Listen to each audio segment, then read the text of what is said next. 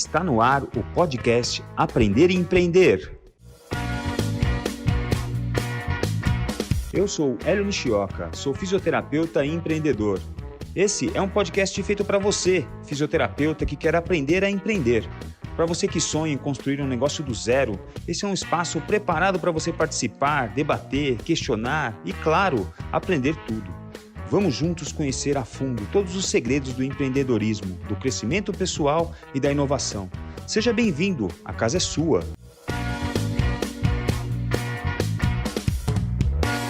Bom dia, boa tarde, boa noite. Estamos aqui novamente com o nosso podcast Aprender e Empreender. Lembrando a você que nós estamos nas plataformas Spotify, Deezer, Apple Music e YouTube. Vai lá também no nosso canal do Fisiortopedia, a maior comunidade de fisioterapia musculoesquelética da América Latina.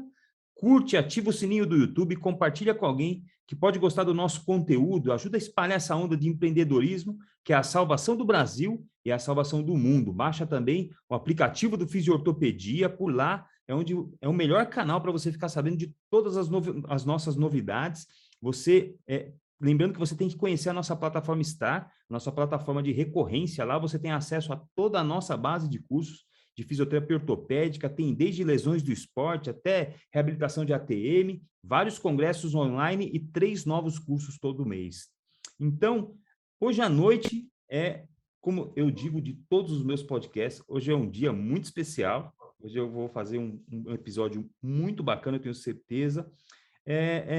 Eu vou bater um papo com uma amiga que a profissão me deu, num dia muito especial. Hoje a gente está gravando o dia do fisioterapeuta. Acho isso até emblemático, porque essa pessoa que eu vou bater um papo hoje me abriu os olhos assim para um outro nível de fisioterapeuta, me abriu os olhos para um refino nas coisas que se propõe a fazer, e isso me deixa muito, muito empolgado com a profissão. Então, nos dias de hoje, a gente vê nos pacientes uma ânsia, nos nossos fisioterapeutas, uma ânsia por pacientes, né? O cidadão sai da faculdade querendo movimento na agenda, e a gente hoje veio conversar sobre network, sobre como construir os relacionamentos da carreira, como ter fontes de pacientes, onde você possa ter uma coisa orgânica que vem dos próprios pacientes que você atende e também que venha dos outros profissionais que te cercam, psicólogos, médicos, dentistas, todas as outras profissões que estão ao redor da fisioterapia, e a gente, como pares, a gente pode trocar ideia, a gente pode fazer relacionamento e bater bola com todos esses profissionais, o que é muito, muito, muito legal.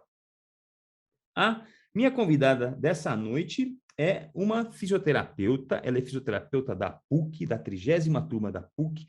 Ela é fisio desde 2006, é mestre e doutora em ciências da reabilitação, é fisioterapeuta especializada no tratamento clínico e pós-cirúrgico de distúrbios da face, cabeça e pescoço, e é uma amiga que, por incrível que pareça, eu não conheço pessoalmente ainda, mas estou ansioso por esse dia. Mas seja bem-vinda essa noite, Yasmin El-Raj. Muito bem-vinda, Yasmin. Boa noite. Obrigada, Hélio. Puxa, é um prazer poder estar aqui no teu podcast, que eu escuto desde o episódio 0, né? Acho que é uma grande ideia que vocês tiveram de trazer esse tipo de informação para os fisioterapeutas. Acho que a gente tem muita dúvida, né? E é muito legal poder aprender com quem já rodou um pouquinho mais de estrada do que a gente, né? Então, ouvir todo mundo que você já trouxe para cá. Então, eu estou muito, muito feliz e muito honrada de estar junto com esse monte de gente aí que eu admiro tanto que você trouxe para o teu podcast. Obrigada pelo convite. Legal, imagina, obrigado, o prazer é meu. A Yasmin, que é filha de uma fonoaudióloga, doutora Selma, e do seu Amir, que é um consultor, e ela tem um namorado aí, o Guigo, que é um dentista, né, ou o Guilherme. Ela tem 36 anos e faz aniversário no mesmo dia que a minha filha, 26 de outubro. Olha! É um escorpiãozinho, né? Eu tenho um escorpiãozinho na minha casa também. E a frase que a Yasmin escolheu para abrir o nosso podcast é uma frase do primeiro conde de Beaconsfield. Ele foi um político conservador britânico, escritor, aristocrata e primeiro-ministro do Reino Unido por 2 vezes. A vida é muito curta para ser pequena. Yasmin, Se a vida é muito curta para ser pequena, por que fisioterapia? Ah, Hélio, você acredita que essa foi a primeira pergunta que eu tive que responder numa entrevista de emprego? É a primeira entrevista de emprego que eu fiz na minha vida, de como fisioterapeuta, o meu chefe me perguntou isso. Que foi o meu chefe, né, me perguntou isso. Uhum. Puxa, fisioterapia não veio de uma forma orgânica, assim, não foi uma coisa totalmente natural. Embora seja filha de uma fonoaudióloga e estivesse dentro do consultório da minha mãe o tempo todo, eu vivia lá, eu queria seguir a carreira do meu pai, assim. Então, desde criança eu dizia que eu queria ser administradora. Meu pai fez administração de empresas e trabalhava com consultoria de gestão empresarial. E eu dizia que eu queria fazer administração e fui com esse discurso assim muitos anos. Até o momento em que eu fiz no colegial, eu tive acho que aquelas visitas aquelas aulas que a gente tem para entender um pouquinho sobre as profissões, quais são as profissões que existem, né? Então tem todos aqueles testes e aquelas entrevistas que a gente faz, e aí eu comecei a pensar em questões relacionadas à área da saúde, né? A parte vocacional, lembrei, né, a palavra Orientação vocacional. orientação vocacional, exatamente. E aí eu comecei a pensar em algumas coisas em relação à área da saúde. Aí, quando eu estava no segundo colegial, eu fui morar no Canadá, eu fiz um intercâmbio, e eu tenho uma amiga que era a minha melhor amiga da escola, assim, e a Georgia, ela falou assim, eu acho que eu vou prestar vestibular para fisioterapia. Aí a gente foi no embalo, assim, eu falei, eu acho que eu também vou prestar fisioterapia. E aí, quando eu fiz intercâmbio, aquilo foi amadurecendo na minha cabeça, eu comecei a pensar um pouco na experiência que eu via da minha mãe trabalhando, e aí, no fim, é muito engraçado, porque ela que teve ideia e ela foi fazer rádio e TV, ela não trabalha com isso.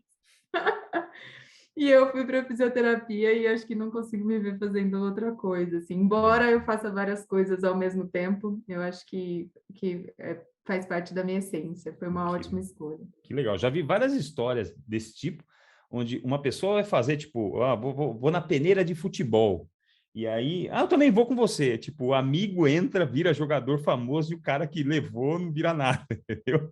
Ou vira outra coisa, o cara vira, sei lá, vira dentista.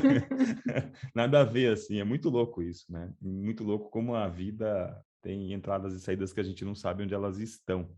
E, é, Yasmin, eu acho que a tua mãe deve ter tido uma influência, porque cabeça e pescoço, por que cabeça e pescoço, hein?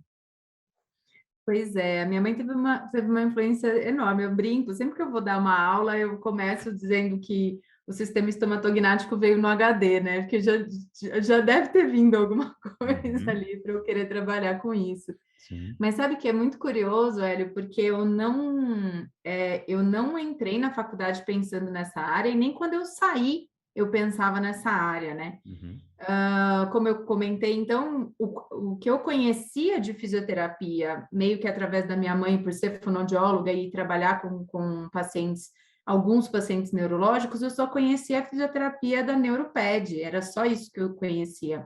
Tinha a ciência de que existia fisioterapia ortopédica, mas não fazia parte do meu mundo. Eu não sou uma pessoa que precisei de fisioterapia em nenhum momento da minha vida. sim. Por exemplo, eu escolhi ser fisioterapeuta sem nunca ter ido a um fisioterapeuta na vida, né? Eu acho que isso também é interessante. Sim. Então, quando eu entrei na faculdade, eu só conhecia a Neuroped. E aí, ao longo da faculdade, eu já percebi que Neuroped não ia ser o que eu ia fazer, mas eu me apaixonei pela fisioterapia respiratória. Eu gostava muito da fisioterapia respiratória e foi o que eu defini, o que eu decidi fazer. Embora eu tinha muitos professores na faculdade que me incentivavam a atuar na terapia manual. A PUC tem alguns professores principalmente da área ortopédica, que são professores de terapia manual, que dão cursos, que dão aula fora, e alguns professores comentavam comigo que talvez isso poderia ser interessante, de que eu levava jeito e tudo mais, mas para mim, aquilo era. Eu passei pelo estágio de ortopedia assim, tem que fazer, sabe? Eu nem queria estar lá.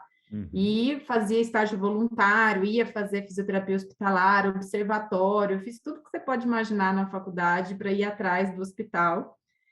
E aí eu vim para São Paulo, eu sou de Indaiatuba, né, do interior de São Paulo, e eu mudei para cá para fazer a especialização no Hospital Nossa Senhora de Lourdes. Então, o Jorge Sarmento foi o meu primeiro chefe, Sei. e uma pessoa muito querida, muito especial na minha vida, e que me ajudou muito nesse início, porque eu tinha um déficit importante ali. A PUC, ela não trazia, assim, uma formação nessa área boa, Uhum. e aí eu senti uma diferença muito grande em quem tinha estudado aqui em São Paulo. Então, eu tive que correr atrás do prejuízo, e fui fazer especialização nessa área, terminei, fui trabalhar com isso, eu trabalhava com essa área, até que um dia, e aí eu trabalhava num hospital em que eu trabalhava com TI neonatal, estava lá há 2 anos já, e um dia eu recebi um telefonema, eu lembro até hoje onde eu estava, o lugar que eu estava, assim, no corredor, dando um plantão, aquele plantão, sabe aquele plantão caótico, que dá tudo errado? Eu estava nesse Deus. dia. E eu recebi um telefonema de uma fonoaudióloga que conhecia minha mãe e falou assim: Olha, Yasmin, a gente vai, eu e um grupo de dentistas, queremos montar um serviço de fisioterapia, de atendimento a pacientes com disfunção temporomandibular e a gente quer que você seja fisioterapeuta da equipe. E aí eu falei, mas gente, eu trabalho com TI, o que vocês estão me ligando? Eu não sei nem mais, eu nem sei onde a TM fica, vocês estão malucos e tal. E aí, eu era muito recém-formada, assim, conversei com a minha mãe e minha mãe falou, filha, vai conhecer, vai ver o que eles querem, né? E aí aconteceu uma coisa comigo que é muito difícil de acontecer, né? A pessoa que me entrevistou, a dentista, que era dona da clínica, ela falou assim, olha, a gente também não sabe nada sobre isso. A gente quer começar do zero. E a gente precisa de alguém que queira, que tenha disponibilidade, que queira aprender e que Uhum. queira montar esse serviço com a gente. Então, se você topar, a gente pode montar esse serviço. E aí foi a minha primeira entrada nessa área, assim. Aí ela me falou: olha, só que eu quero que você faça o curso dessa pessoa para trabalhar aqui com a gente. E era a Daniela Biasotto, que depois foi minha orientadora de mestrado e doutorado, né? Então, eu me lembro até hoje, eu saí do plantão de madrugada, tinha dado 24 horas de plantão, eu cheguei no curso dela e aí, vendo ela falar sobre a DTM, sobre essa área de fisioterapia de cabeça e pescoço, eu olhei e falei, nossa, isso é muito legal, isso é muito fantástico, é isso que eu quero fazer. E aí eu acho que foi um momento, assim, um marco em que eu me encontrei, e aí dali não parei mais. E a Caraca, gente está então, falando de 2008, 2009, por aí, 2008. caraca. Então, essa já fica a primeira mensagem aqui do nosso podcast de hoje. Ou seja, é, dá para começar numa área nova que você não domina do nada, né, Yasmin? Que as Do nada, pessoas, e é um sim que eu falei, né, lá atrás, né, é, muito maluco. as pessoas esperam o dia que elas estarão prontas para começar a correr, por exemplo. Quando, na verdade, você só vai correr o dia que você começar a correr. Então, o que você está me falando é que só vai, né? Começa, se põe no caminho, né? Então, acho que isso é importante porque muita gente fica se debatendo e esperando o momento certo de lançar ou de se lançar no mercado. Agora eu estou pronto, né? Como se esse dia chegasse, né? Agora eu estou pronto para atender um paciente com dor na TM, agora eu estou pronto para atender um paciente pós-cirúrgico de cirurgia ortognática. Não, você nunca vai estar pronto, você nunca vai estar perfeito. O importante é se colocar no caminho e saber que, apesar das imperfeições, é possível ir fazendo e ajudando um monte de gente, aprendendo e ensinando também, né? Exatamente. E tem uma coisa que é muito legal dessa história, Hélio, que é assim, não deu certo a primeira abordagem. Hum, Então, esse super convite que alguém pode falar assim, nossa, mas uma clínica de odontologia, que é uma clínica muito conhecida, muito famosa aqui em São Paulo, que atende pessoas de um nível A, hum, não deu certo. hum, Eles não tinham muita experiência com DTM, não tinham muitos pacientes com DTM. Então, uhum, a abordagem era criar esse serviço, e aí eu fui estudar, e eu fui me sentir na necessidade de fazer cursos na área, eu fui me capacitando e fui aprendendo sobre odontologia, que foi um lugar muito importante para eu aprender sobre odontologia, porque eu uhum, trabalhava com 11 dentistas lá, mas foi um lugar que eu aprendi pouco sobre fisioterapia, o tratamento da fisioterapia desses pacientes, porque eu não tinha volume. sim, Então, foram 2 anos que eu fiquei lá investindo meu tempo, mas com pouquíssimo ou nenhum retorno sei. financeiro. Sim, sim. Eu tinha o hospital em que eu trabalhava que me mantinha financeiramente, então eu sempre entendi aquilo como um segundo momento, né? Algo que eu estava investindo, Uhum. mas não tinha retorno. E aí eu acabei conhecendo um outro dentista num curso, o Dr. Walter Tom, que é uma pessoa muito querida. Eu fiz uma pergunta, eu estava num curso com fisioterapeutas e dentistas, eu fiz uma pergunta, e aí no intervalo ele e a esposa dele vieram falar comigo, os dois dentistas, e falaram, nossa, a gente queria muito uma fisioterapeuta trabalhando com a gente, gostei do teu raciocínio, você gostaria, toparia ir lá conhecer minha clínica? E na época eu falei não, porque eu tinha um contrato de exclusividade com essa outra clínica que eu trabalhava. Mas como as coisas não foram acontecendo lá, chegou uma hora que eu tive que tomar uma decisão. E eu falei, bom, eu vou procurar outros dentistas que trabalham com isso. E aí, depois de uns 6 meses, eu liguei para ele, falei, você ainda topa? Ainda está de pé o convite, né? Ele falou, claro. E aí, foi quando eu realmente comecei a atender, trabalhar, atender paciente com DTM. E ele me colocava ele me ensinou muito sobre muitas coisas, porque ele me colocava num lugar assim, ó, a doutora Yasmin que vai resolver, vai definir o que vai fazer com você. Então, ele me ajudou a aprender a me impor, a me colocar como profissional, a ser mais assertiva na minha fala, a cobrar financeiramente, a pôr o meu preço. Então, foi uma experiência muito boa, assim, foi Legal. um momento bem importante para mim. Que legal. Bom, eu não sei se você já respondeu essa pergunta, mas eu vou fazer. Como a forma como sua mãe lidava com o trabalho dela influenciou ou influenciava na forma como você lida com o teu trabalho hoje? Essa questão com o observar a minha mãe trabalhar, como eu comentei, quando eu era criança, eu passava o dia no consultório, então eu ia para a escola de manhã e à tarde eu ia para o consultório da minha mãe, ficava lá à tarde para a gente voltar para casa. Então eu via tudo, um funcionamento de um consultório do começo ao fim, então desde lidar com os pacientes, com as mães dos pacientes, secretária e tudo mais. Minha mãe era uma mulher que tinha um volume muito grande de pacientes, mas obviamente não começou assim. Ela entrou no mercado de trabalho depois de estar formada há uns 5, 6 anos. Então, primeiro, eu e o meu irmão, ela ficou grávida de mim e do meu irmão, e aí depois que ela entrou realmente no mercado de trabalho de vez. E a gente morava aqui em São Paulo, e meus pais queriam ir para Indaiatuba para que a gente tivesse uma infância melhor e tudo mais. E aí a minha mãe falou: então eu vou primeiro, vou tentar fazer uma clientela, e aí depois vem todo mundo para cá. E ela foi, e eu notava que para que ela tentasse fazer uma clientela, uma das coisas que ela fez, a gente sempre brinca em casa, a gente fala, em terra de cego, quem tem um olho é rei, né? A minha mãe, ela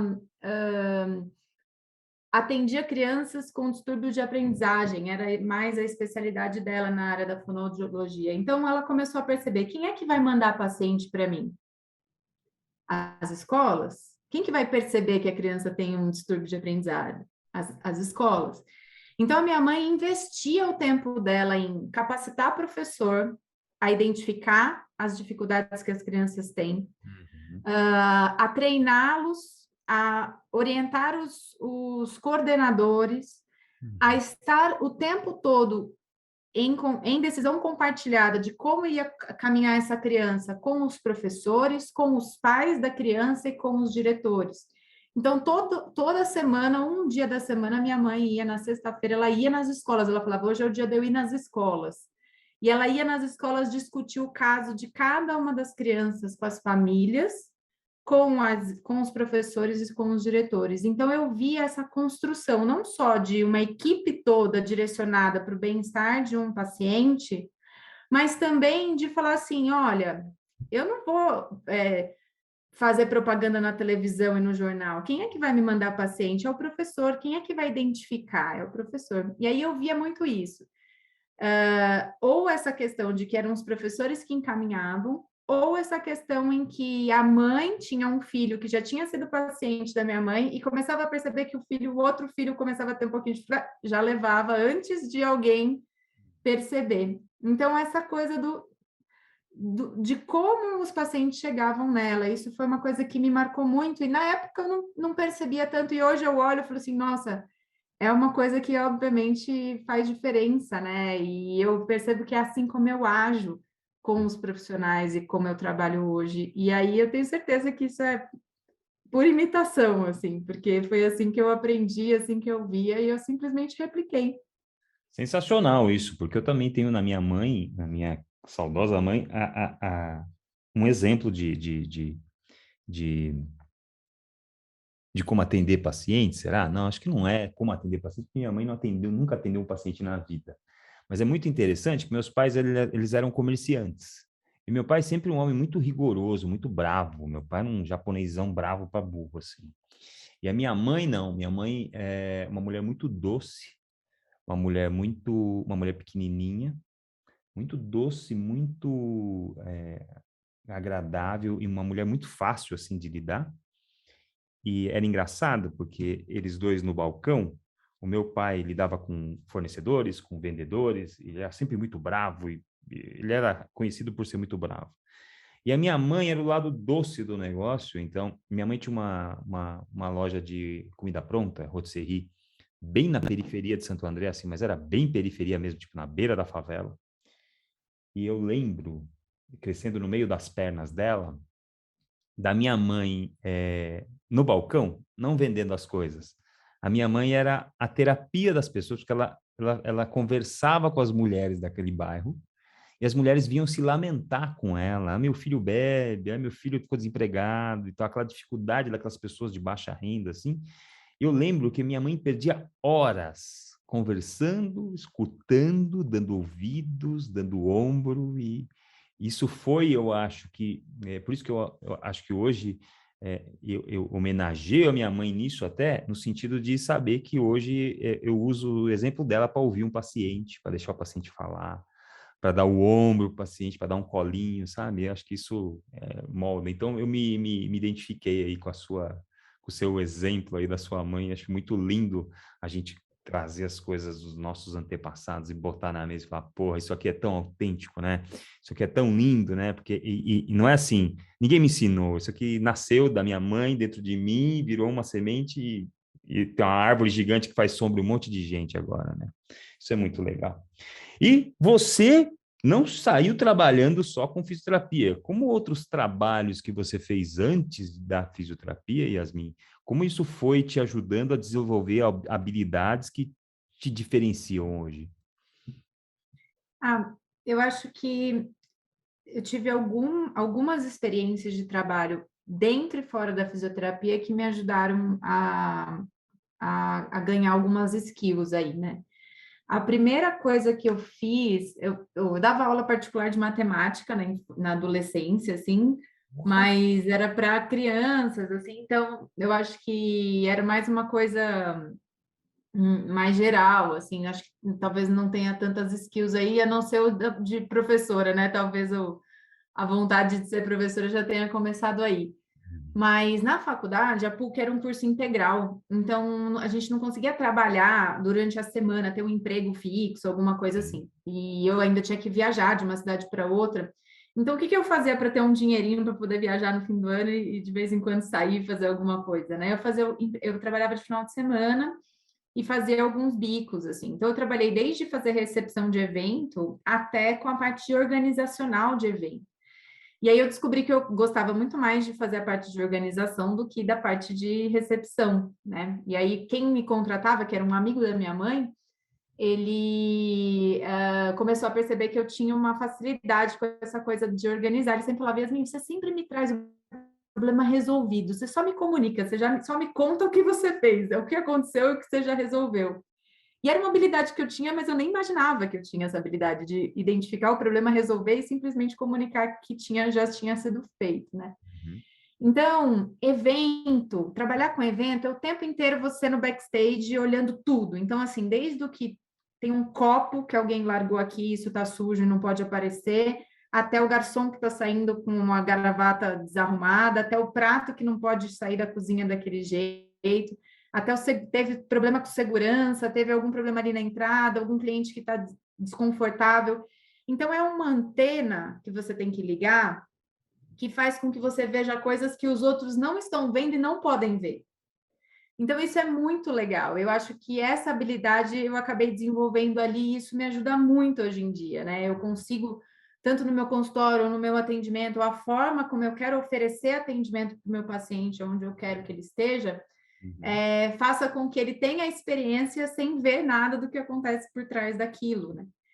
Então, acho que essa foi a primeira skill, assim, que eu vejo o que me ajudou muito. E fora essa coisa de ter mais facilidade de falar com as pessoas, uma desenvoltura maior e melhor, e falar com pessoas de diversas, né, desde você dar uma orientação, né, para alguém que está ali prestando um serviço, até para o cliente diretamente, então, em diversas posições ali.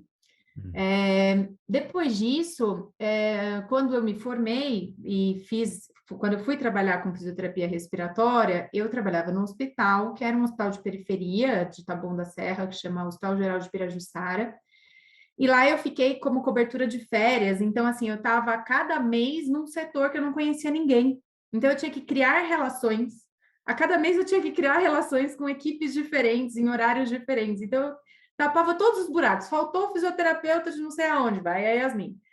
Não sei quem tá doente, vai a Yasmin. Então, assim, eu era a pessoa que, entre aspas, resolvia o problema. Então, me colocar nessa condição de achar mais solução do que problema, também eu acho que foi uma coisa que me ajudou bastante. Depois, quando eu me fixei num setor, eu me fixei na UTI neonatal. Só que eu entrei para cobrir, Hélio, uma fisioterapeuta que estava lá há 7 anos. Então, você entrar num lugar de uma pessoa que ficou 7 anos num lugar, imagina a aceitação da equipe. Então, assim, foi todo um processo. Na primeira semana, eu falava, olha, eu acho que precisa fazer isso. Ah, não, não, não, não. Ah, não, não, não, não. Então, era tudo... E neonatologista é um tipo de médico muito centralizador. Ele não é um médico, ele é muito preocupado, ele é dono mesmo do paciente, é tudo micro, tudo as doses, tudo é muito pequeno. Lógico, é um paciente muito delicado e muito sensível. Então, para eles terem confiança em você, demora.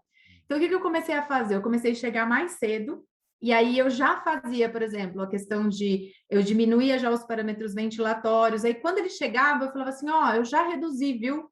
A ventilação mecânica, eu acho que já dá para estubar. Já até deixei o CPAP aqui, viu? Se já quiser, a gente já estuba. Aí eles começaram a perceber que eu era proativa, que eu sabia o que eu estava falando, que eu tinha uma postura parecida com a deles.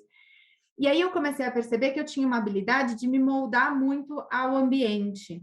Então, como eu tinha essa habilidade de analisar a necessidade, né, olhar para o todo, de trás, de fora, eu começava a perceber o que as pessoas precisavam, e aí eu começava a me resolver esses buracos, esses lugares onde eu percebia que tinha dificuldades e falhas. Então, isso eu criei muitas skills trabalhando dessa forma, e isso me ajudou muito a conseguir, hoje, por exemplo, ter relação com diversos cirurgiões bucomaxilofaciais, dentistas e médicos com quem eu trabalho, de diversas formas, né? Pessoas que trabalham com metodologias diferentes, e eu consegui me dar bem com todos eles. Né? Sem agredi-los, né? E sem colocá-los eles numa situação de que eles não vão confiar em mim. Eu tento o tempo todo me moldar de uma forma que o meu trabalho vai ser aceito, mas ele também vai se sentir respeitado. Muito legal isso. Eu me identifiquei também. Cada história que você conta, eu conto uma. Me identifiquei outro dia, eu estava dentro do meu consultório, e eu acho que estava fazendo alguma coisa que eu não estava com o paciente. E aí tinha um garoto novo aqui na clínica e alguém apertou o botão da cafeteira para tirar um café. E aí eu escutei o barulho da máquina. Isso é um inferno na minha vida, porque eu escuto as coisas e eu sei o que está acontecendo. Aí eu só fui para trás assim, abri a porta do consultório e estava passando ele assim. Ele falou assim: dá uma olhada para mim, que pelo barulho não tem café na máquina. Ele falou: nem fudendo, velho. Nem fudendo que você sabe que na máquina não tem café pelo barulho. Eu falei: olha lá. Ele levantou a tampinha assim e falou: caraca, não tem café na máquina. E o cara apertou o botão e você percebeu que não tem café na máquina. Eu falei: isso é bom, mas é um inferno também, porque às vezes eu estou aqui quieto, trancado, querendo me concentrar em alguma coisa. Eu sei que alguém mexeu, tirou um café sem café, alguém não sei o que lá, isso é um inferno. Eu preferia não saber dessas coisas. Então, Olha, eu me identifico nessa coisa do barulho mesmo, faz sentido. Tudo isso que você está falando. Quando eu trabalhava na UTI, eu ficava assim, a rede de oxigênio está vazando. Aí eu tinha que levantar para ir desligar a rede, porque assim, enquanto ficasse aquele barulho, eu não conseguia trabalhar. Ou, olha, esse barulho, algum diafragma de algum ventilador está furado, isso é barulho de válvula furada. é uma desgraça. Sábado eu estava correndo, eu também me vi, eu corri 26 quilômetros no sábado, eu me vi escutando a música, eu falei assim, eu estou escutando só o baixo da música. Olha que interessante, só o baixo. Eu não estou escutando a guitarra, não estou escutando a bateria, não estou escutando nada, só o baixo. Olha que interessante. Eu falei, essa é uma coisa de maluco do caramba, não sei. Bom, vamos lá. Um exemplo que eu uso para mim é que eu mesmo, em qualquer lugar que eu trabalhei, Yasmin, eu sempre considerei e sempre vi a minha carreira como responsabilidade minha. E eu vejo pessoas que trabalharam comigo nos mesmos ambientes hoje, eles não têm pacientes. Por quê? Porque eles não aproveitaram aquele espaço, aquele local, aquele instituto, aquela clínica para desenvolver capacidades ou skills ou habilidades para ter a sua própria carreira, ter a sua própria agenda, ser o gestor dela e ser a pessoa que constrói uma reputação.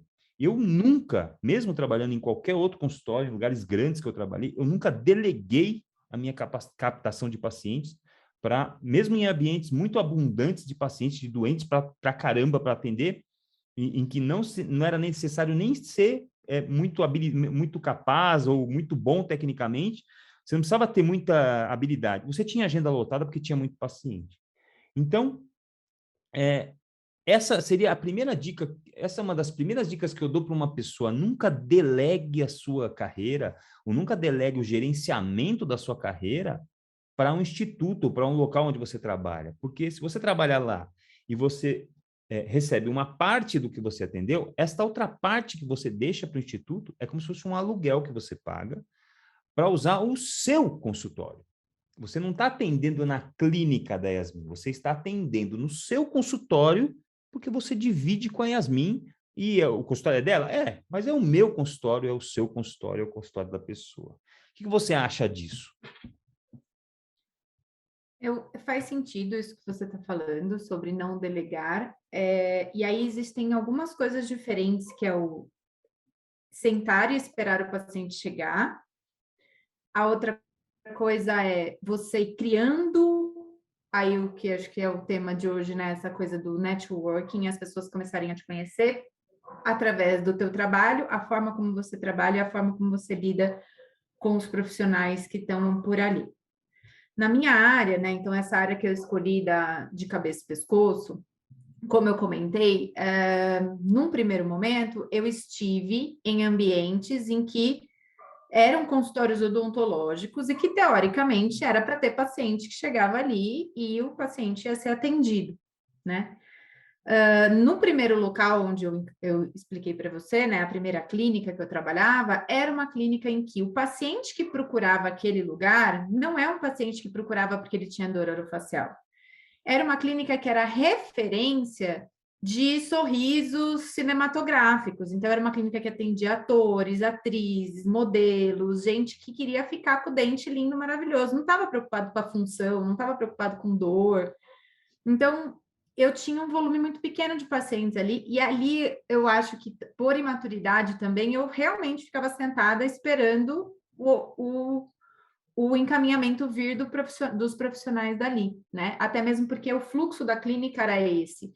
O paciente chegava, fazia uma consulta principal com o dentista, que era o dono da clínica, que era um cara famoso, e aí ele direcionava e falava: olha, fulano, precisa avaliar a parte de pério, precisa avaliar a parte de implante, precisa avaliar a parte de estética, e Yasmin, o paciente tem dor, precisa avaliar. Mas eram muito raros esses casos. Uhum. No outro consultório em que eu trabalhava,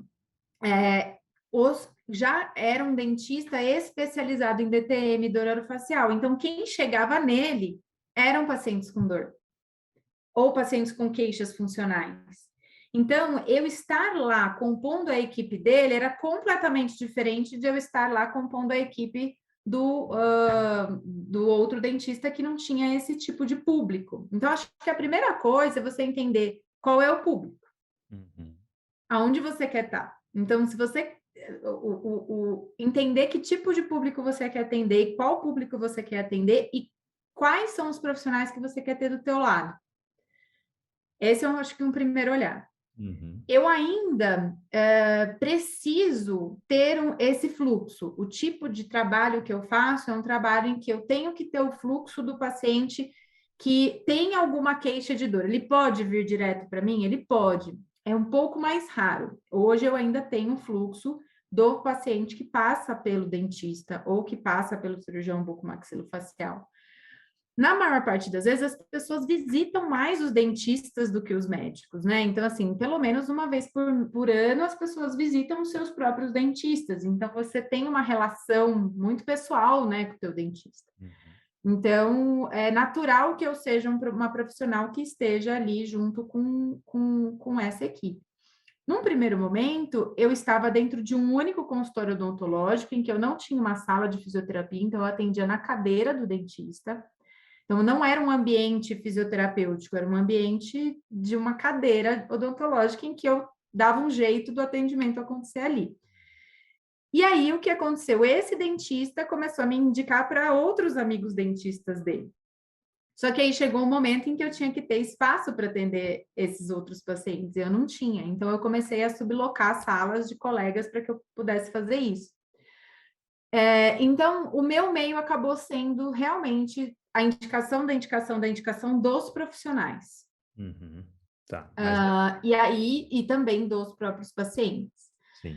Mas não eram lugares de abundância de pacientes, né? Então, eu precisei, sim, mostrar a minha necessidade, né? E eu recebi muitos nãos, assim, eu pegava minhas coisinhas, ia, batia na porta do dentista, falava assim, olha, eu trabalho com DTM, queria mostrar meu trabalho para você. Eu fiz muito isso, muito isso.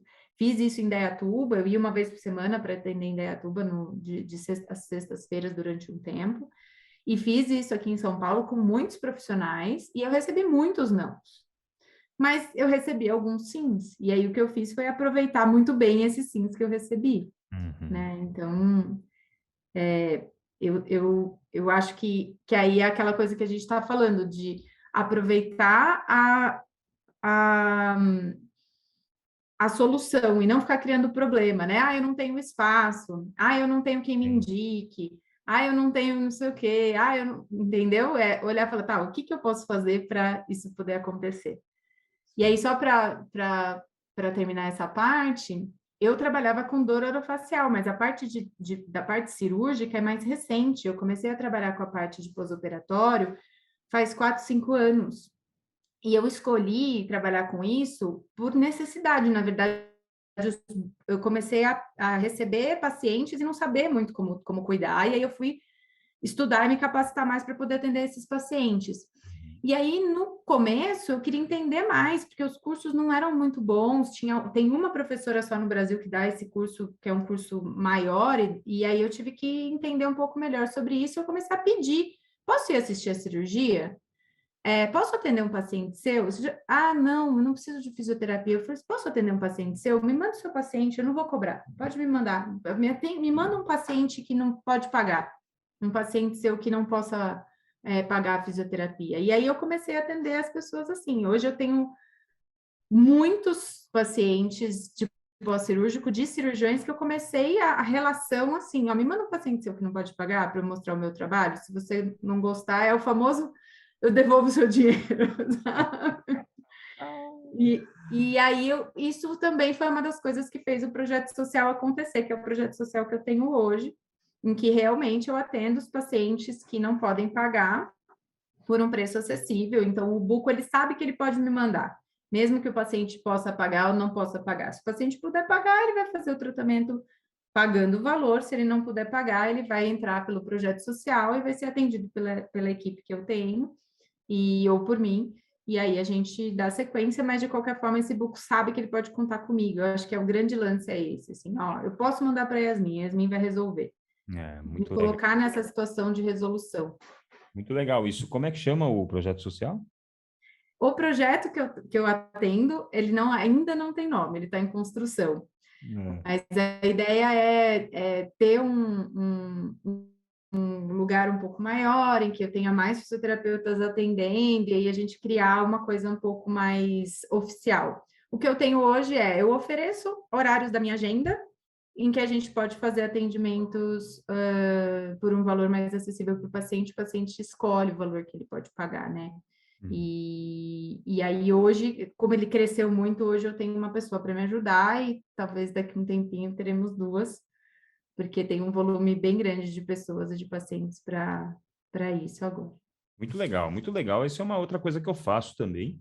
Quando eu começo o relacionamento com um médico, ou seja de qualquer área, um ortopedista, um neurocirurgião, qualquer outro médico, eu faço questão de conversar com ele. Uma das coisas que eu faço questão de fazer com médicos, por exemplo, eu recebo o paciente da Yasmin, a Yasmin me encaminha o paciente e a Yasmin é uma ortopedista. Eu faço questão de devolver este paciente para a Yasmin, que me encaminhou o paciente. E porque muita gente desvia paciente. Isso é uma coisa muito feia. Isso é muito ruim. Isso é muito, sabe? Eu peguei um paciente aqui, mas eu acho que, como eu não conheço esse cara, eu vou mandar para um cara que eu conheço aqui. Não façam isso. Eu acho que você perde a oportunidade de se apresentar com um ser de qualidade para um novo médico. Você fala, olha, eu sou fulano de tal, está aqui o seu paciente, está comigo, ele vai ser devolvido para você, porque isso é um dos receios até dos médicos que encaminham, de você não reencaminhar de volta para o colega que te encaminhou. Isso, devolver para quem manda é um princípio, né? Outra coisa importante para você construir sua agenda é saber que o médico vai te encaminhar pacientes se você mostrar para ele que você vai melhorar a vida dele, a vida do médico. Entendeu?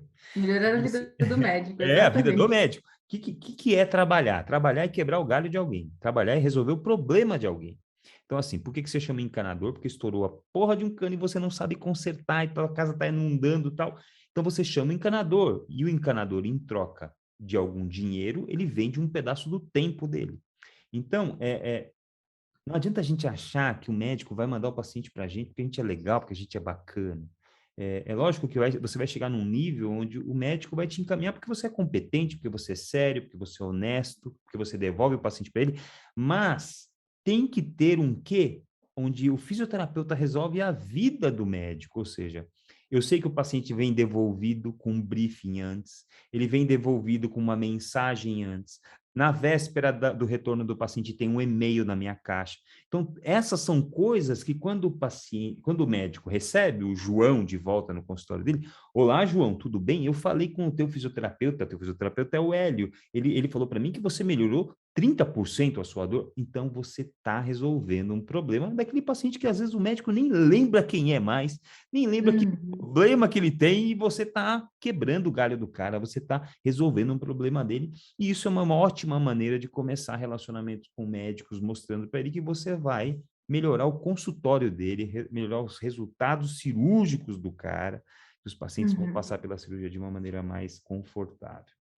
Isso é muito interessante na sua fala, Hélio, porque é exatamente isso. Você é a pessoa que cuida do paciente para o médico, ou para o cirurgião, ou para o dentista, no meu caso. Porque é isso, o paciente ele vai vir com mais frequência no meu consultório e ele vai parar de reclamar para o cirurgião e para o médico as coisas dele. Ele vai ter em você esse local. Então, eu fico muito feliz hoje que o paciente já chega para mim super enviesado, porque eles falam assim, o doutor fulano falou que só você vai resolver.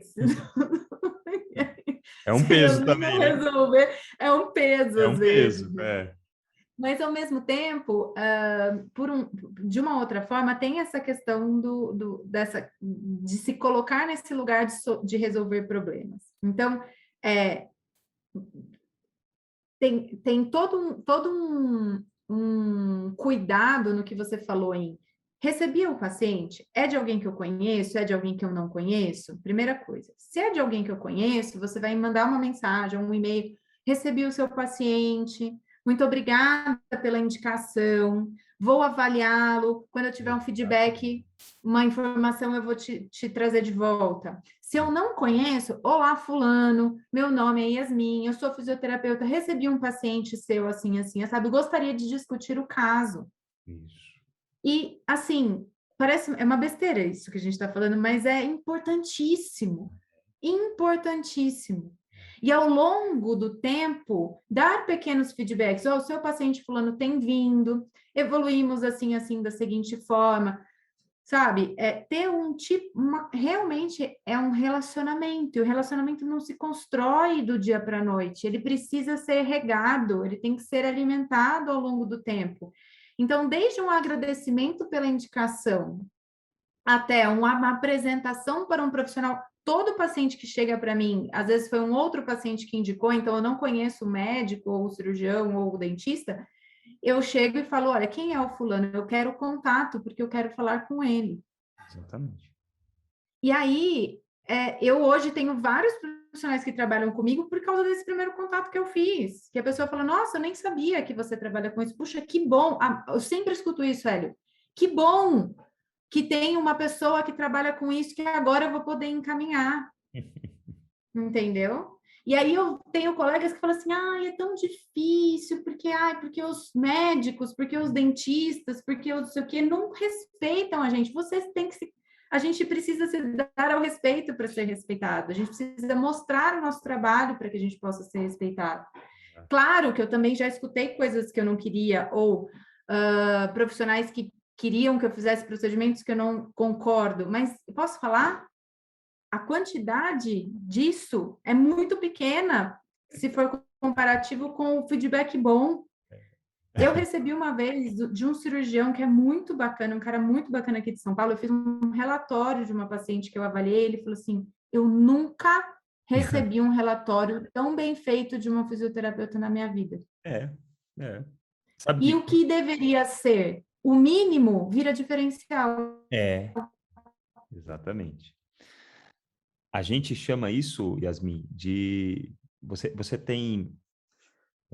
quando você vai colher... Quando você quer chupar uma laranja, você tem alguns cenários. Você tem frutas que estão ao alcance da sua mão, que são frutas fáceis.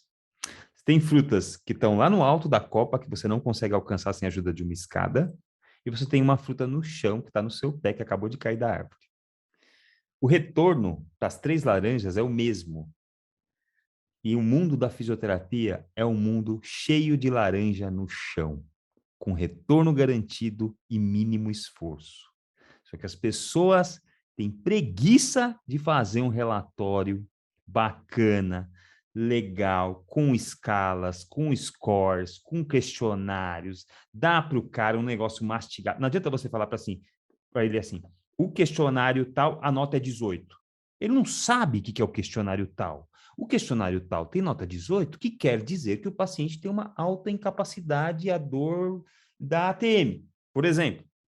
Então, você tem que traduzir as suas ferramentas para o colega conseguir aproveitar a sua ferramenta. Você não pode falar assim, é 18.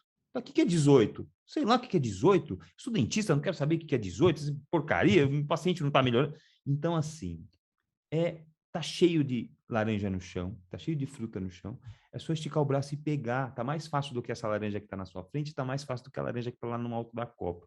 E o retorno é o mesmo. Então, a gente vê isso mesmo, Yasmin, essa falta de dedicação com a qualidade, essa falta de capricho, essa falta de detalhes. Uma vez, eu estava querendo fazer uma mobilização torácica no paciente e eu estava escolhendo o melhor travesseiro para colocar na torácica dele para ele fazer o movimento com conforto e segurança. Aí tinha um assistente do meu lado, eu coloquei um travesseiro, ele fez um movimento, falei, não tá legal. Tirei, eu falei, busca para mim aquele outro travesseiro. O menino buscou, trouxe, ele fez outro movimento, falei, putz, ainda não tá legal. Pega esse fininho e me pega aquele grosso lá. Aí eu coloquei os 2 travesseiros, ele fez, agora ficou legal. O paciente parou, olhou pro moleque e falou assim, você viu o que ele fez agora? Eu falei, vi, mas não entendi. Por que você está falando isso? Você viu o nível de detalhe que ele vai? Ele está preocupado não com o movimento, ele está preocupado com o detalhe. E o paciente tentando ensinar para o menino, falou assim, isso faz toda a diferença na minha experiência. Faz toda a diferença. Eu acho lindo ele fazer isso que ele faz comigo, de ficar trocando travesseiro, de ser tão detalhista. Eu acho maravilhoso isso. E é Mas isso, é o né? detalhe. É isso, né? Exatamente. Bom, deixa eu ver aqui onde eu estou na minha pauta.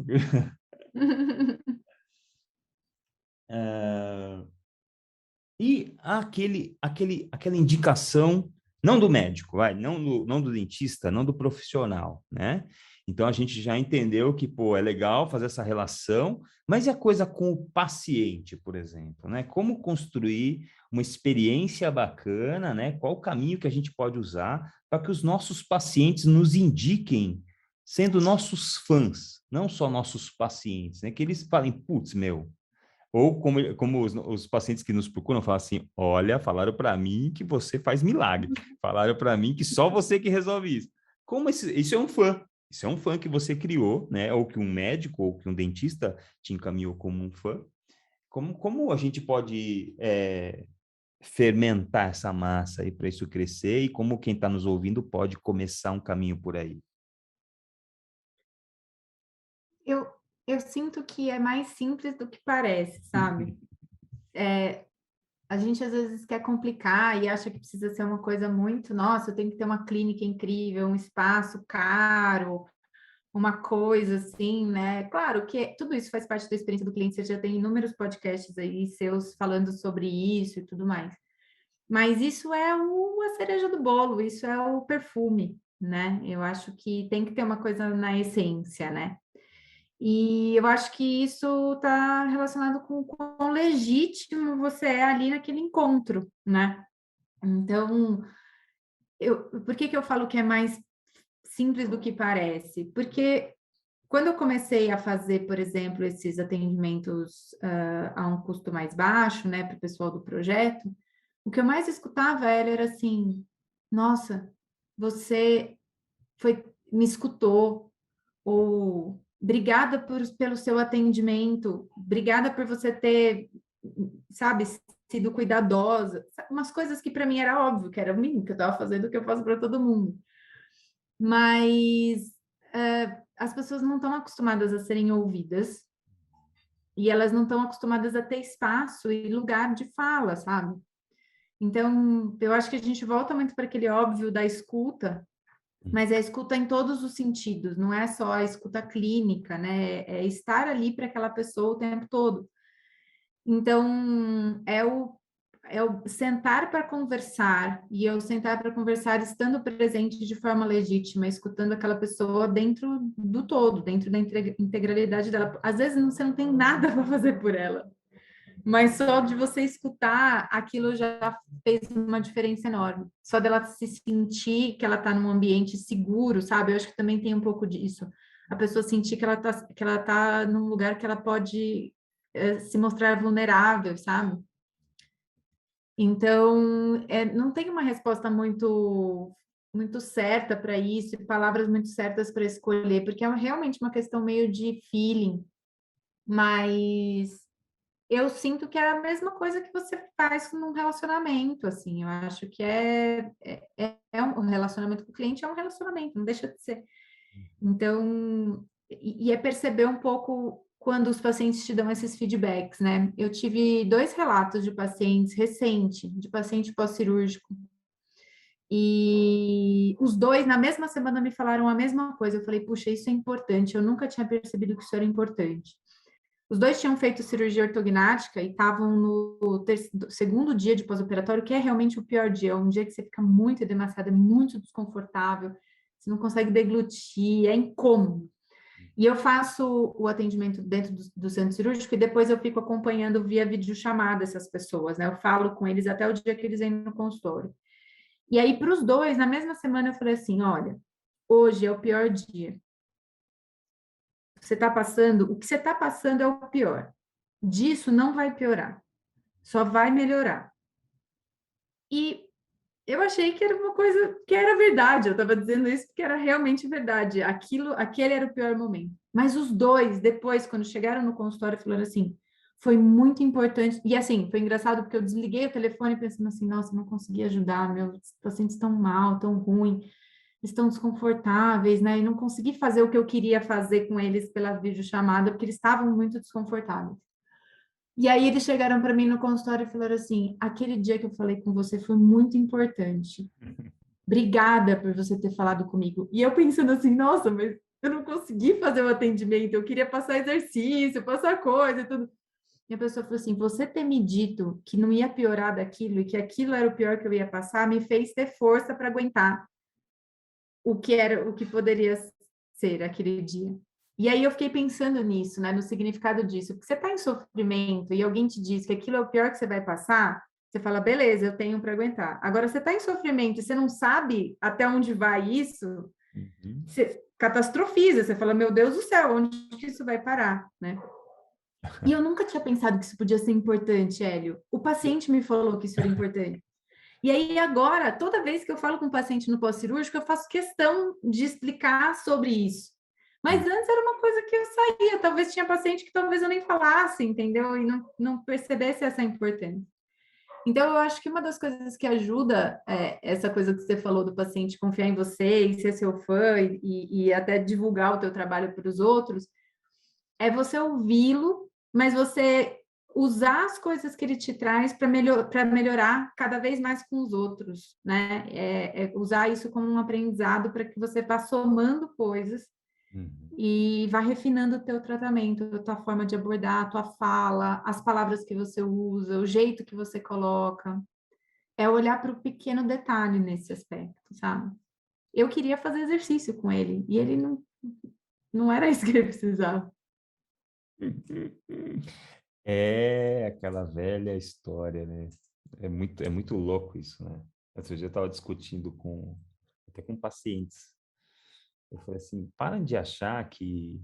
Falei para um paciente, falei, para de achar. Ela falou assim, não, é que eu estou fazendo agora uma terapia holística com um cara que faz uma acupuntura, nanana. Eu falei assim, ó, não tenho nada contra a terapia desse cara e tal, mas para de achar que para ser holístico você tem que ser oriental, acupunturista, morar longe, usar uma roupa esquisita e pôr incenso e música estranha para tratar. Você pode ser cirurgião de mão e ser um puta cara holístico. Holístico é você olhar o ser humano na sua totalidade, levar em consideração tudo que pode estar acontecendo com ele. Holístico não é ser esotérico. Então, para de achar esse negócio, o cara é cirurgião de joelho. Eu falo assim, não, ele pode ser um cirurgião de joelho super holístico, está super preocupado se você está bem, se você não está. Então, as pessoas gostam de botar rótulos, primeira coisa, né? Elas gostam de botar rótulos. E a gente tem que brigar com esses rótulos, a gente tem que lutar por rasgar rótulos. E outra coisa muito importante também que você falou na sua fala anterior foi, e que me é uma coisa muito presente também, fisioterapeutas do Brasil que estão ouvindo isso, gente de fora do Brasil que está ouvindo isso, gente que está na graduação e está ouvindo isso. Nós não precisamos falar com médicos, dentistas e outros profissionais de saúde como subalternos desses profissionais. Nós somos pares deles, nós fazemos parte do mesmo time. Não existe peso maior no lateral, ou no volante, ou no centroavante, ou no zagueiro. Todos são importantes para um time e a gente é só mais um membro do time. Então, assim, conversa de igual para igual. Quando você, tipo no exemplo da Yasmin, quando você pega seu material, vai para o consultório de alguém e tenta mostrar o seu material, você não está de joelhos pedindo um favor para o cara, você está querendo mostrar para ele uma saída, um trabalho que você faz que é bacana e que você pode colaborar e contribuir. Eu cansei de fazer relatórios com score, com os Vestre, FABQ, com tudo, mandar para o cara não responde e me manda um joinha assim, um emoji de joinha, que eu tenho vontade de matar o médico que me manda só um joinha assim, entendeu? Que não discute, que não conversa, que não me dá oportunidade de falar, né? Então, eu acho que é olhar de novo para os detalhes, como você está falando, olhar para o comportamento da pessoa, aprender sobre o comportamento das pessoas, aprender sobre relacionamento, aprender sobre conexão, né? Eu acho que esse podcast está sendo muito legal para falar sobre tudo isso, porque tudo isso tem um peso enorme na construção de uma agenda e na construção de uma carreira. Yas, já que a gente está falando de tanta coisa e até agora a gente não falou de internet, Qual é o peso, você acha, hoje, das suas redes sociais impactando no número de pacientes que você atende? Qual o impacto de rede social, do que você fala nas suas redes ou no seu consultório? De verdade? É Zero. verdade. Eu sei. Eu Zero. sabia que a resposta era essa.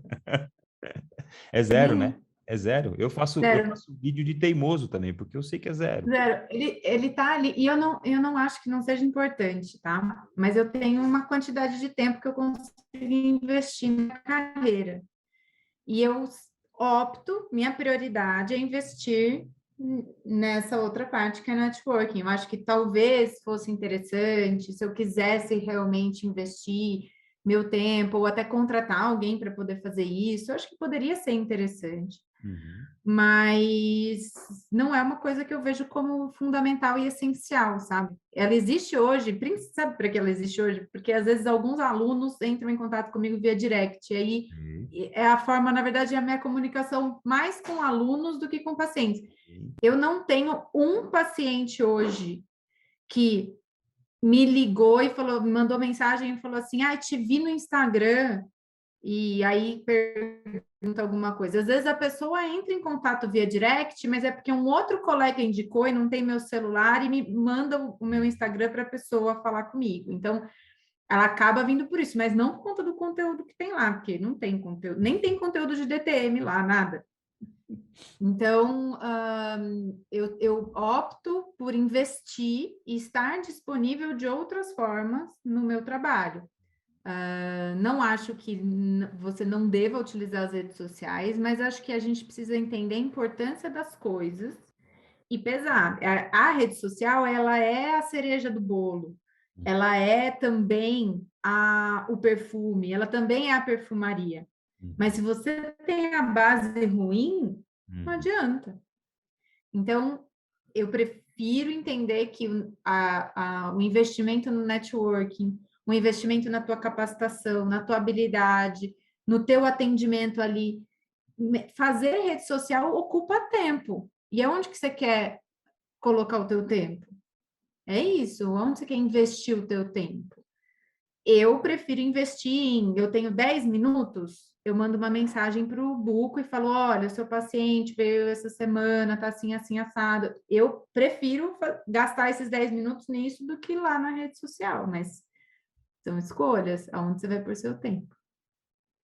É isso aí. Então, acho que o recado que fica desse papo sobre redes sociais é ter um monte de gente com uma árvore de Natal maravilhosa, assim, enfeitadíssima, Isso. que não dá retorno de nada, né? E tem um outro pessoal, que a gente meio que se inclui, que faz um trabalho que não aparece, porque a gente não trabalha na copa da árvore, a gente trabalha na raiz da árvore.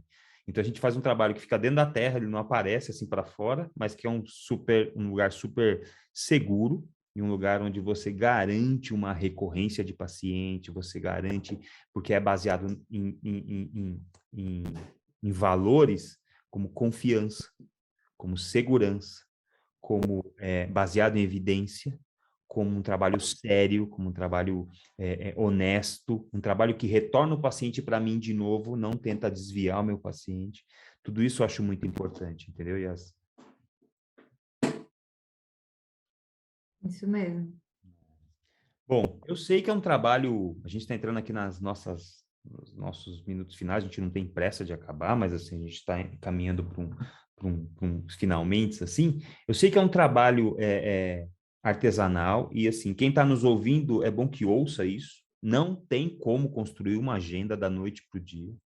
Não tem como construir uma reputação no Instagram da noite para o dia.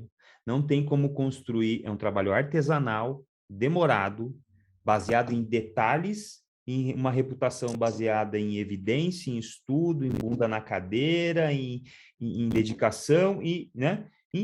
Mas que dicas que a gente pode dar para manter um bom movimento no consultório, para manter um bom movimento na vida profissional, sem apelar, sem dançar no TikTok, sem, sabe? Nada contra quem dança, tá bom? Enquanto você estava falando aqui, eu anotei 3 palavras, né? investimento, disponibilidade e paciência. Hum. Quando eu falo investimento, é investir tempo, né? Investir dedicação, não é necessariamente investir dinheiro nisso, né? Mas é investir o teu tempo, e hoje o tempo acho que é uma das coisas mais preciosas que a gente tem. Então, voltando lá, só para a gente fazer um link com o que eu comecei a falar, quando eu conto a história da minha mãe, o que a minha mãe fazia? Ela separava um dia da agenda dela, toda sexta-feira, em que ela não ia atender e não ia receber por atendimento, mas ela iria fomentar o que fazia o consultório dela ser cheio. Minha mãe era uma fonoaudióloga com lista de espera de paciente. Então, ela atendia das 8 às 8 e tinha lista de espera. E o que ela fazia? Toda sexta-feira era o dia que ela dedicava o tempo dela a ir nas escolas, a falar com os coordenadores, com as famílias, e a treinar e capacitar os professores. Então, quando a gente fala em investimento, é parar um momento do teu dia, do teu tempo, que seja um período, aí você organiza a tua agenda como você achar melhor, para investir no relacionamento. Investir no relacionamento com o teu cliente e também investir no relacionamento com as pessoas que fazem parte do cuidado do teu paciente. Uhum. Então, esse é um primeiro ponto, né? A disponibilidade, o estar disponível, é estar disponível para essas conversas e para essas interações, e estar disponível inteiramente. Então, não é o reclamar que o médico dentista não te escuta, não fala, quer fazer. Várias vezes estou em situações em que eu não concordo necessariamente com a conduta, mas eu estou disponível para ouvir por que você quer ter essa conduta. E aí, eu estando disponível para ouvir, você também vai estar disponível para que eu possa fazer as minhas colocações. E aí, é uma conversa, alguém cede, e aí eu cedo um pouquinho aqui, você cede um pouquinho ali, é uma dança. Uhum. Olha, então vamos fazer assim? Vamos fazer isso, isso, isso. Hoje eu tenho uma alegria de ter profissionais que eram extremamente intervencionistas que me ligam e falam assim: eu acho que é cirúrgico, mas eu vou mandar para você.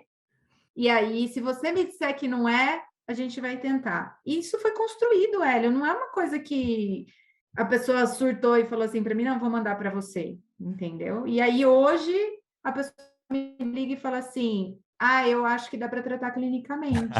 E eram profissionais extremamente intervencionistas no passado. Uhum. Então, eu cedi um pouquinho, a pessoa cedeu um pouquinho, e aí a gente foi. E aí, hoje, eu chego para esse mesmo profissional e ligo e falo assim: eu acho que é cirúrgico, quando eu realmente acho que é cirúrgico. Ó, a gente já tentou, já Uhum. fizemos isso, isso, isso, mas a queixa funcionava assim, assim, assado. Então, eu acho que é decisão compartilhada o tempo inteiro. Quando a gente fala de decisão compartilhada para o paciente, é também decisão compartilhada com a equipe. E todo mundo tem que fazer parte dela. Então, a disponibilidade, se você quer que o outro esteja disponível para te ouvir, te entender, você também tem que estar disponível para entender por que ele tem essa conduta e essa postura.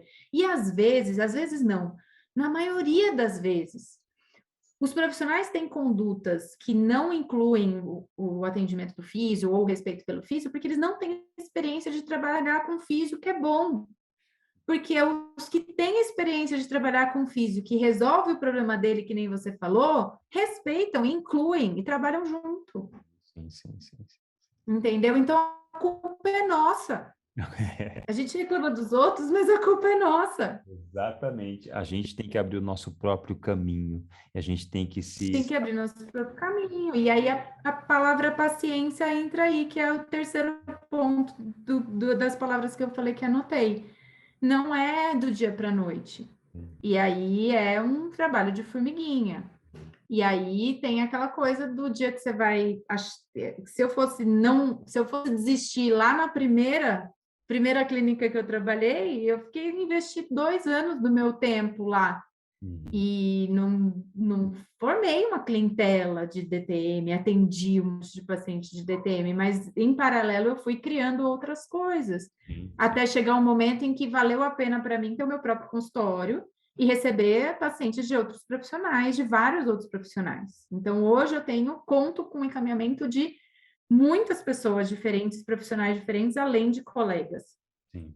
ou de outros pacientes. E é paciência, né?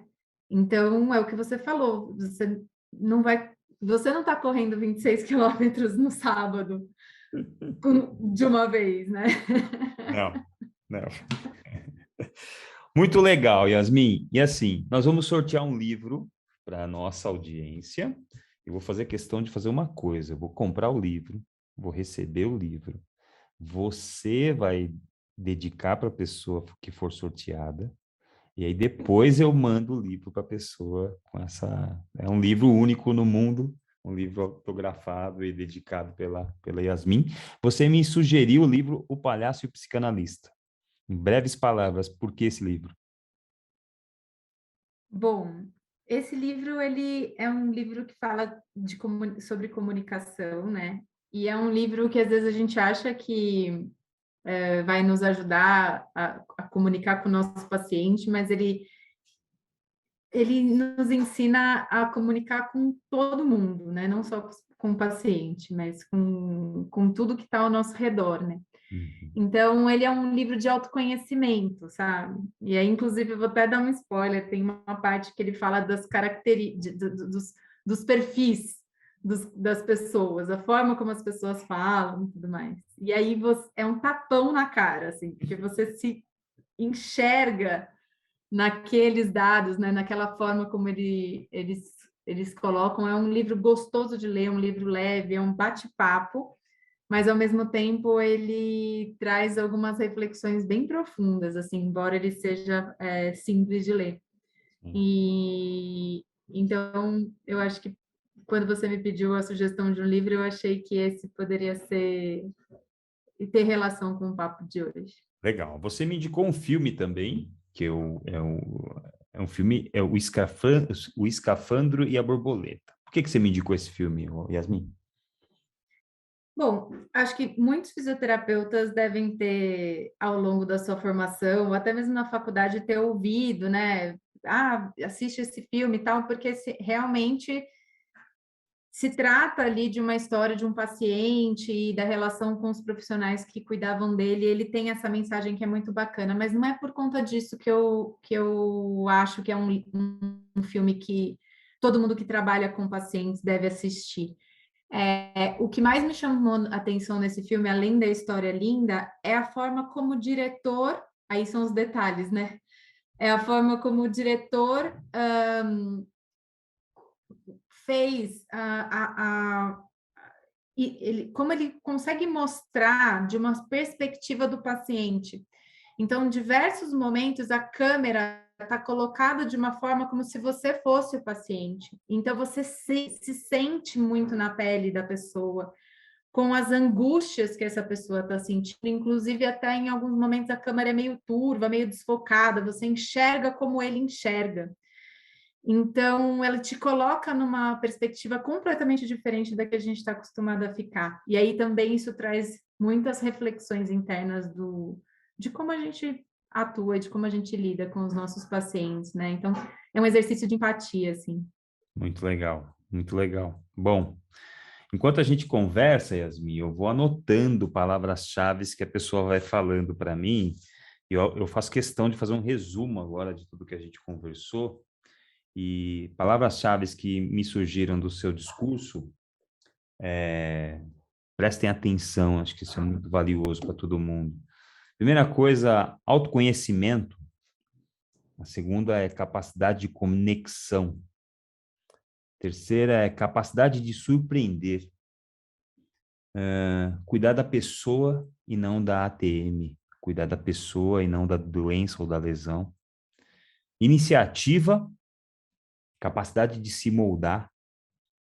Legitimidade, fazer de verdade, fazer do coração. Estar disponível, aprender com o paciente, dar ouvido, dar valor para a capacitação. Eu acho que são essas as palavras que eu anotei aqui da nossa conversa. Eu acho que resume bem tudo que a gente conversou. Eu acho que esse podcast valiosíssimo, eu acho, Felipe. Eu adoraria ter ouvido esse podcast aos 23 anos. Eu acho que, putz, meu, acho que é uma oportunidade enorme todo mundo que escutar esse podcast de coração aberto, para aprender, para botar essas ferramentas que nós trouxemos aqui. Eu acho que vem bem de encontro, né? A última frase, que a segunda frase que a Yasmin também escolheu: se não você, então quem? Se não agora, então quando? Então, o Paspalho, o Paspalha, está esperando o quê para fazer acontecer? Está esperando o quê para jogar tudo para cima e se valorizar? Está esperando o quê para botar e tirar do papel e fazer o negócio funcionar de verdade? Yasmin, como é que as pessoas podem falar contigo? Onde é que as pessoas te acham? Dá teu arroba aí.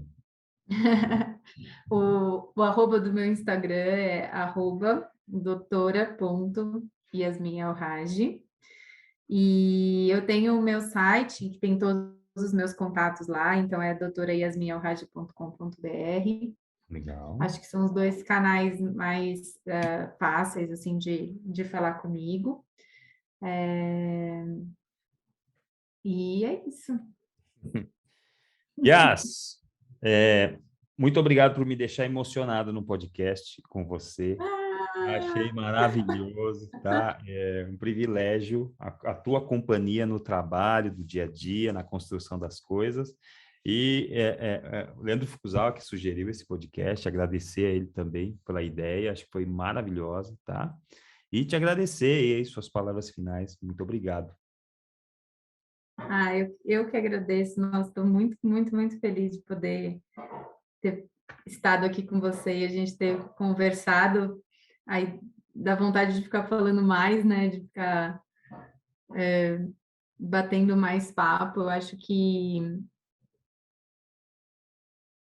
o Foucault comentou comigo, a gente estava batendo um papo sobre isso e achou que isso poderia ser interessante para um podcast mesmo. Mas